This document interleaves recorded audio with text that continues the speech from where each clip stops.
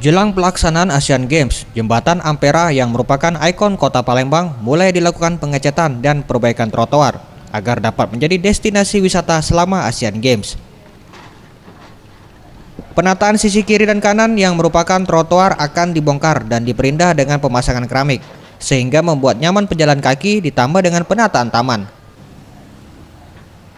Adi, salah satu warga Pelaju yang melintas di atas Jembatan Ampera, mengungkapkan rasa bangga karena Palembang dapat menjadi tuan rumah Asian Games 2018.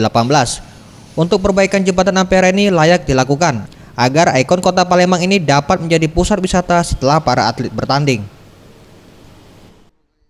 Palembang ini ya, kalau bisa sebagus-bagusnya, kalau bisa kami ini tidak do ini apa namanya itu kecewa kan, ya. So bagus. Apa namanya itu? Proyek pengerjaan yang menelan biaya 17 miliar ini direncanakan selesai sebelum pelaksanaan Asian Games 2018. Tim Liputan Sriwijaya TV.